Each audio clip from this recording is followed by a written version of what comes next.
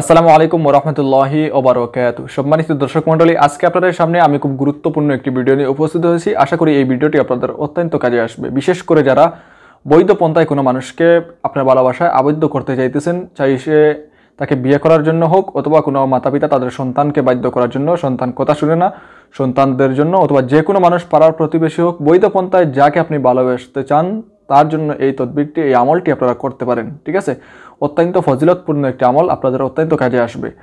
তো বিশেষ করে অনেক আছে যে হিন্দু মেয়ে মুসলিম ছেলে, মানে ধর্ম বিরোধী, একজন এক ধর্মের অন্যজন অন্য ধর্মের, কিন্তু কি হয় ভালোবাসার টানে একজন আরেকজনের ধর্ম ছেড়ে ওইখানে আসতে চান। ওইরকম হলে কিন্তু আপনি সবচেয়ে বড় ধোঁকা খাবেন। যদি বিশেষ করে কোনো মেয়ে হয়ে থাকেন, দেখবেন সে তার ধর্ম ত্যাগ করে আপনার সাথে শারীরিক সম্পর্ক করার জন্য চলে আসতেছে, পরে দেখবেন শারীরিক সম্পর্ক হওয়ার পর কোনো কিছুই নেই।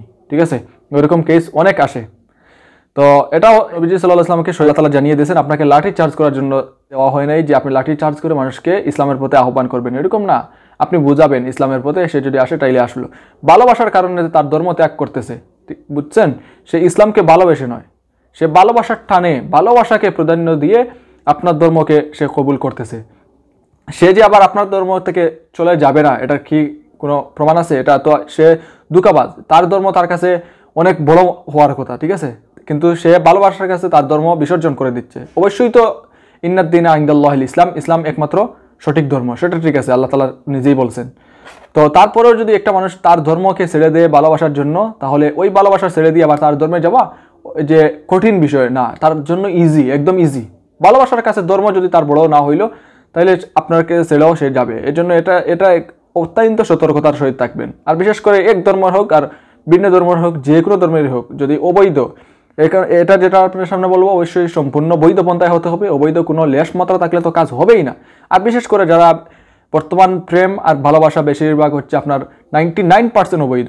ঠিক আছে, ফোন সারাদিন, ফোন সারা রাত, ফোন, ঘুম নাই, শুধু ফোন আর ফোন। তারপরে কি শেষ পর্যন্ত শারীরিক সম্পর্ক পর্যন্ত নিয়ে পৌঁছে, একজন আরেকজনকে ছাড়া থাকতেই পারে না। তাইলে এটা কিসের বৈধ প্রেম? আপনারা ভালোবাসা, পবিত্র ভালোবাসা, যে ফোন দিয়ে বলেন অনেক পবিত্র, তো কিসের পবিত্র? বেগানা নারী বেগানা পুরুষ ফোনে কথা বলতেছেন, ওইটা কি পবিত্র? ওইটা কি জায়েজ? ঠিক আছে, তো এরকম কিন্তু হবে না। ওইরকম কথা বলে আপনারা এখন ভাবতে পারেন যে এরকম কথা না বললে কেমনে হবে, মনের মানুষকে কেমনে বিয়ে করব। তো এরকম কথা বলে কতজনের বিয়ে করে সেটা দেখবেন, আর বিয়ে করার পর কতজনের সংসার টিকে সেটাও দেখবেন। ঠিক আছে, আপনারা আল্লাহর উপর দেন, যদি ভাগ্যে তাকে গোড়াগড়ি করে এমনিতেই সে আপনার জন্য আসবে, আপনি পাবেন তাকে। অথবা বিয়ের প্রস্তাব দিবেন, দেখবেন কোনো বাধা নেই, এমনিতেই বিয়ে হয়ে গেছে। আর সারা জীবন ফোন করবেন, আরও কত নষ্টামি করবেন, কিন্তু পরবর্তী দেখবেন সে বলবে ফ্যামিলি রাজি না, এই তো শেষ, আর ওই ভালোবাসায় ফাটল সৃষ্টি হয়ে গেল। তখন আপনি কাঁদবেন আর সে হাসবে, কিছু করার নাই, তার মাঝখান থেকে খুশি হবে, বাঁশি বাজাবে, দুজনের মাঝখান থেকে রেফার্স হয়ে সে বাঁশি দেবে। তো যাই হোক, বৈধ পন্থায় যদি কোনো মানুষকে ভালোবাসতে চান, আর এটা আপনার এখানে থাকে যে ওই মানুষটা যদি আমার নসিবে থাকে, আল্লাহ যদি এটাকে কবুল করেন, এটার যারা আমার ভবিষ্যৎ যদি উজ্জ্বল হয়, তাহলে ওই মানুষকেই আল্লাহ তাআলা আমাকে মিলিয়ে দেবেন, এইরকম ধারণা যদি আপনার অন্তরে থাকে, তাইলে আপনি এটা করতে পারেন। আর যদি আপনার অন্তর এরকম হয় যে না, আমি ওই মানুষকে পেতেই হবে, না পাইলে হবে না, যে কবিরাজ কাজ করবে 100% করে দিতেই হবে, অর্থাৎ আল্লাহ থেকে কবিরাজ বিশ্বাসী বেশি। ঠিক আছে না, কবিরাজ 100% করে দেবে, তার মানে আল্লাহর কাছে আপনি চাইতেছেন না, আল্লাহ হয়তো এটা পারবেন না, নাউজুবিল্লাহ, অর্থাৎ আপনার কবিরাজ পারবে। তাইলে আপনি তো কবিরাজকে অবশ্যই 10-15 হাজার 20,000 দিবেন। আর দেওয়ার পর যখন দেখবেন যে কাজ হইল না, তখন দয়া করে কবিরাজকে না দোষে নিজের স্যান্ডেল, নিজের জুতা সবচেয়ে পুরান যেটা, ওইটা খুলে নিজের মাথায় মারবেন যে আমার ব্রেন বুদ্ধি এত কম, আমি আল্লাহ থেকে কবিরাজকে বেশি বিশ্বাস করলাম। তো এটার জন্য সে দায়ী নয়, সবচেয়ে দায়ী হচ্ছেন আপনি নিজে। ঠিক আছে, তো এটা সবার জন্য নয়, বিশেষ করে আমার চ্যানেলে তো যারা আমল নিয়মিত দেখেন অবশ্যই জানেন সব কিছুর মালিক হচ্ছেন আল্লাহ তাআলা। ওসিলা হিসেবে আপনারা সব কিছু এরকম আমল এবং তদবিরগুলো করতে পারেন। এগুলা মানে এটা না যে আপনি এটা করলে হতেই হবে, ওই হতেই হবে এরকম এই চ্যানেল না। দয়া করে আপনি দেখেন অন্য কোনো চ্যানেল যদি হতেই হবে এরকম থাকে, ওইগুলা ফলো করতে পারেন। তো যাই হোক, অনেক সময় অনেক কথা বললাম, তবে গুরুত্বপূর্ণ কথা ছিল। ঠিক আছে, আমার ব্যক্তিগত কোনো কথা আপনার সামনে শেয়ার করি নাই।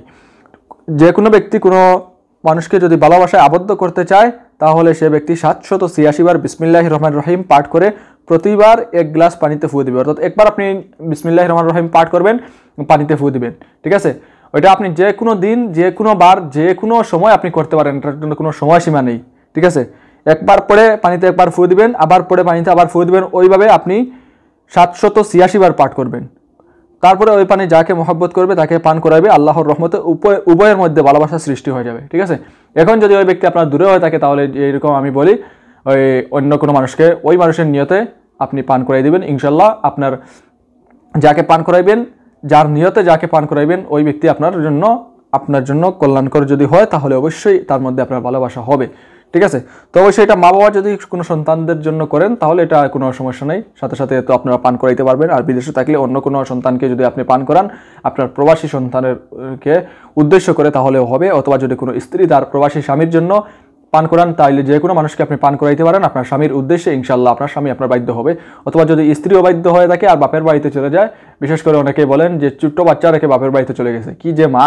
তো যাই হোক, ওই এইরকম স্ত্রীদেরকেও আপনারা ইনশাল্লাহ ওইটার দ্বারা কোনো ওই বাচ্চাকে পান করাইবেন পানি বা যে কোনো মানুষকে পান করাইবেন স্ত্রীর নিয়তে, ইনশাল্লাহ ওই স্ত্রী আপনার কাছে ফিরে আসবে আল্লাহ তাআলা তৌফিক দান করলে।